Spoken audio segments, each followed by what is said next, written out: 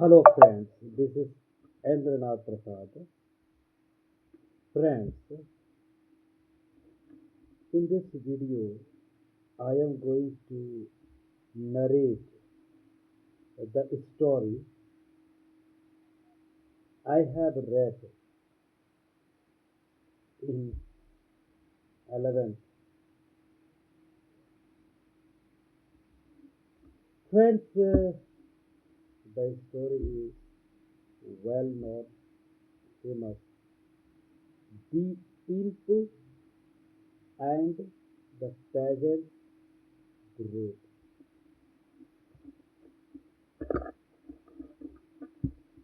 A poor peasant went off early one morning to plough, taking with him for his breakfast a piece of bread. He got his plough ready, put his coat round the bread, hid it under a bush, and started work. After a while, when his horse was tired and he was hungry, the peasant stopped ploughing, let the horse loose to feed, and went to get his coat and his breakfast. He lifted the coat, but the bread was gone. He looked and looked, turned the coat over and shook it, but the bread was gone.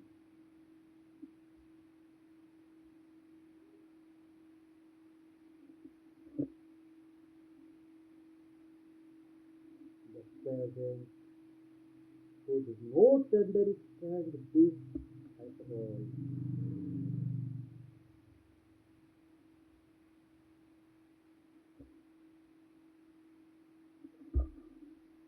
That's strange, he thought. That is strange, he thought. I saw no one, yet someone has been here and has taken the bread.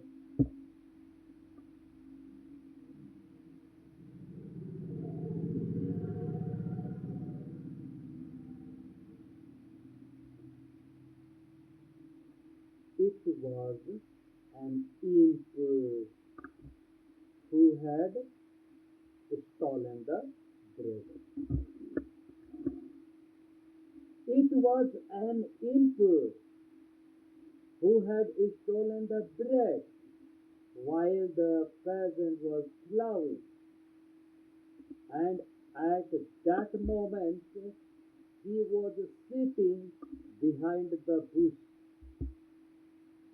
waiting to hear the peasant swear and call on the name of the devil. The peasant was sorry to lose his breakfast, but it cannot be helped, said he. It cannot be helped, said he. After all, I shall not die of hunger. No doubt, whoever took the bread needed it. May it do his good.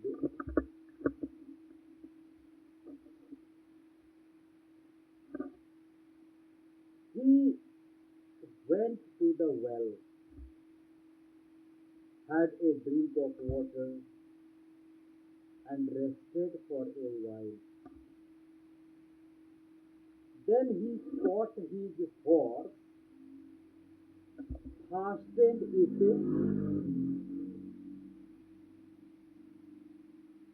to the plough, and began ploughing again. The imp was upset. The imp was upset because he had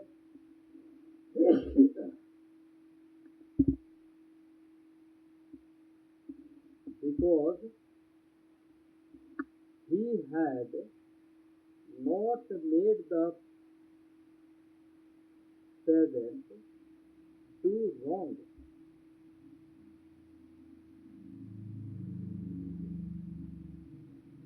and he went to the devil, his master, to report what had happened.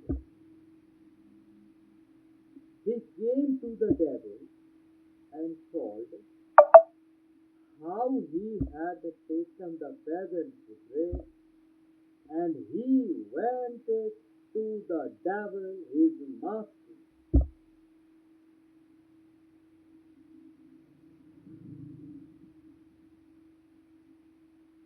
and how the peasant, instead of swearing, he had said, "May it do him good." The devil was angry and replied, "If the man got the better of you, it was your own fault. You don't understand your business. If the peasants and their wives do that kind of thing, we shall be lost. The matter can't be left like that. Go back at once and make things right. If in 3 years you don't get the better of that peasant, I will have you thrown into holy water." The imp was frightened. He hurried back to earth, thinking how he could make up for his mistake. He thought and thought, and at last he thought of a good plan. He changed himself into a working man and went to work with the poor peasant. The first year, he advised the peasant to sow corn in a low-lying, damp place. The peasant took his advice and sowed there. The year happened to be a very dry one, and the crops of the peasants were all burned up by the sun. But the poor peasant's corn grew thick and tall and heavy with grain. Not only had he enough grain to last him for the whole year, but he had also much to spare. The next year, the imp advised the peasant to sow on the hill, and it happened to be a wet summer. Other people's corn was beaten down, and the Years did not kill, but the peasant's crop on the hill was a fine one. He had more grain to spare than before, so that he did not know what to do with it all. Then the imp showed the peasant how he could crush the grain and make vodka from it. And the peasant made vodka and began to drink it himself and to give it to his friends. So the imp went to the devil, his master, and claimed proudly that he had now succeeded where he had failed before. The devil said that he would come and see for himself. He came to the peasant's house and saw that the peasant had invited his wealthy friends and was giving them drinks. His wife was offering the drink to the guests, and as she took it round, she fell against the table, and a glassful splashed onto the floor. The peasant spoke angrily to his wife. What are you doing, you foolish woman? Do you think that this good drink is dirty water and that you can pour all over the floor, you careless creature? The imp made a sign to the devil, his master. See, he said, that is the man who made no trouble when he lost his only piece of bread. The peasant still shouted angrily at his wife and began to carry the drink to his guests himself. Just then a poor peasant who had not been invited came in on his way from work. He greeted everyone, sat down, and saw that they were drinking. He was tired after his day's work and felt that he would he would like a drop of water. He sat and sat, getting thirstier and thirstier, but he lost. But the host did not offer him any, but only said, I cannot find drink for everyone who comes here. This pleased the devil, but the imp laughed happily and said, wait, there is more to come yet. The rich peasants drank and their host drank too, and they began to say nice things about each other and made speeches full of lies. The devil listened and listened and praised the imp. If the drink makes them so much like foxes that they begin to cheat each other, soon they will all be in our hands. Wait for what is coming, said the imp. Let them drink another glass each.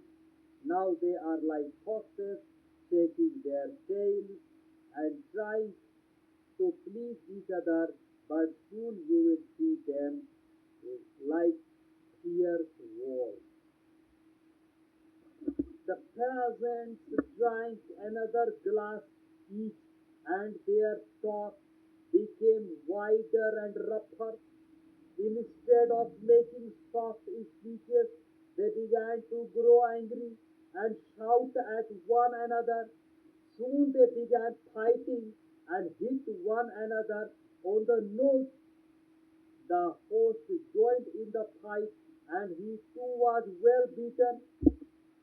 The devil watched all this with great delight. This is fine, he said. But the imp replied, wait, the best is yet to come. Wait till they have had a third glass. Now they are fighting like wolves, but let them drink one more glass and they will be like pigs. The peasants had their third glass and started to behave just like animals. They made a strange noise and shouted without knowing why and did not listen to one another. Then the guests began to go. Some went alone, some in twos, and some in threes, all walking unsteadily. Passed this way and that way along the street. The host went out to say goodbye to his guests, but he fell on his nose into some water, covered himself with mud from head to foot, and lay there making a noise like a pig. This pleased the devil even more. Well, he said, you have discovered a fine drink and have quite made up for your mistake about the bread. But now tell me how this drink is made. I suppose you first put in fox's blood, and that was what made them thousand as clever as foxes. And then, I suppose you added the blood of wolves. That is what made them fierce like wolves. And at the finish, you must have put in the blood of pigs to make them behave like pigs. No, no, I did not do that. I only made certain that the patient has had made more corn than he needed. The blood of wild animals is always in men, but as long as men have only as much corn as they need, it is kept under control. At that time, the peasant did not take any trouble over losing his last piece of bread. But when he had corn to spare, he looked for ways of getting pleasure out of it. And I showed him uh, pleasure drinking. And when he began to turn God's good gift into a strong drink for his own pleasure, drinking, and when he began on pleasure, the blood of the fox, the wolf, and the pig in him all showed itself. If only he goes on drinking, he will always be a wild animal. The devil praised him, forgave him for his former mistake, and gave him a position of high honor. This story, which I told you, is written by Count Leopold, a famous poet. Thank you so much. Please